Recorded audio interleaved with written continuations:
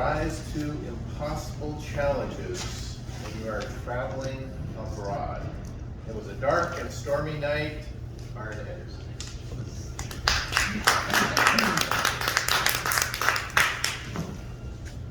Back in those days, I was a person that was super conscientious about getting places on time. So when I was in Greece, I was leaving the island of Mykonos to go to Santorini, my lifelong dream. I was so excited about it, I got to the pier a whole hour early. And it was a beautiful sunny day. And I thought, I've got a book, I'll just sit and read and wait.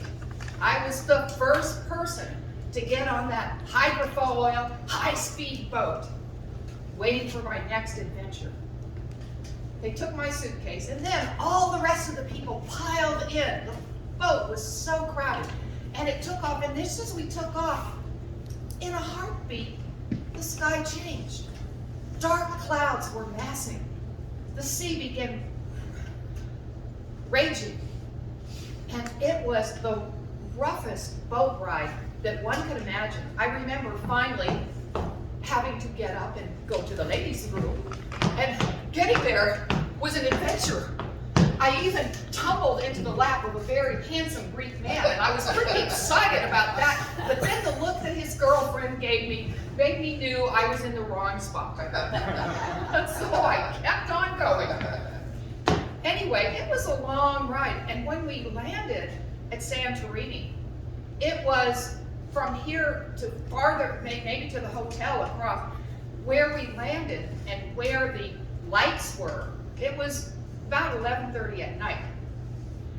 And I didn't realize that by getting on the boat first, I was going to be the very last person off the boat because my suitcase was covered by everyone else's.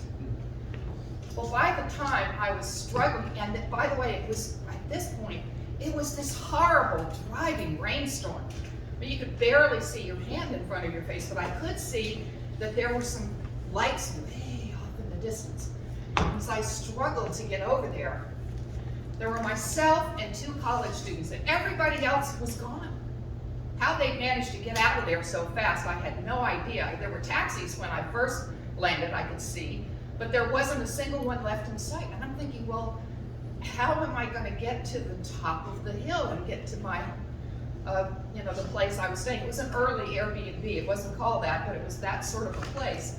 And the reservation had been made by a woman that I met in this seminar, and we were going to travel through Greece together. And she had made the commitments, and she was on a very tight budget because she was having the struggle of having to go around the world, poor thing. So she was really watching her money. So as I'm trying to figure out how I'm going to get to the top of the hill, the owner of the one place that was open said, well, I've got it. My dad can drive you and the 2 other young women, up to wherever you're going in Santorini. Okay, great, a solution. He goes back to a room behind the counter, and he comes out with his dad. His dad has to be 80 years old. He's got thick Coke bottle glasses, and he's kind of having trouble walking. And so I'm thinking, wait a minute, this is the guy who's going to drive us to the top of where we're going? I was just slightly scared. But okay, so we get in, and he has a van. And the windshield wipers could be working a little bit more efficiently. So here we are, and there are no guardrails on these steep cliffs. And it's raining so hard, and there would be a flash of lightning. And I thought, please God, don't let this be my last breath. It was so terrifying to get up to the top of the hill, and finally, we made it. Then he says, well, I'm going to drop you at this corner where there's still a blacktop because your hotel is on a dirt road. And of course, it was still pouring rain, and I'm getting to slog through the mud to get to this place where I'm supposedly staying. Well, I say supposedly because we had called the number I had for the place from down below, and they answered. So I'm assuming everything's fine. I get there, nobody answers this door. There's 2 doors. I run around to the other door. Nobody answers that door. I go around to the back. It's well lit, but nobody's home. At this point, it's past midnight. I'm getting soaked because I had a short raincoat, and I had a suitcase that was far too heavy. So I did the only sensible thing. I hid it in the bushes so I could go trouncing off and looking for a solution to my, where am I going to sleep tonight? And certainly I don't want to sleep in the bushes. Well, I'm hiking. I have no idea where I'm going. And finally, in the distance, I see a light. And it turns out that it's a Greek restaurant. And there's a charming Greek grandmother with a babushka on her head. And I'm looking like a drowned rat, and I go and I knock on the door.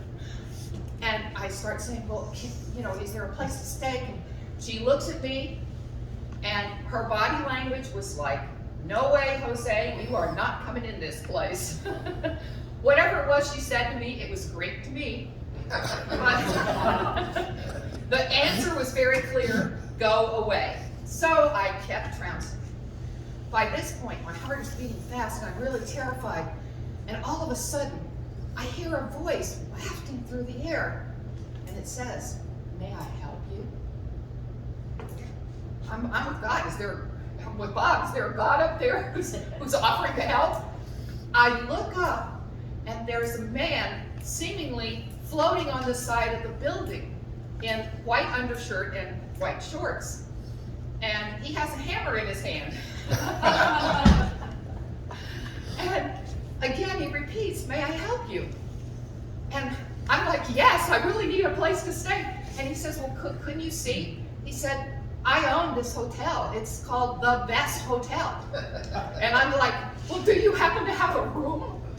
Well, I can tell you that not only did he have a room, he arranged for somebody to take me to a nearby restaurant because I hadn't had anything to eat.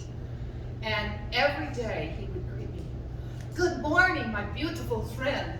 How are you this day on the most beautiful island in Greece at the best hotel? He was an amazing person, had journaled every day of his life, and was the spirit of helpfulness. He really connected me with other people on the island. I managed to connect again with my friend, and we stayed in the best hotel in Greece, and it's a night I will never, ever forget.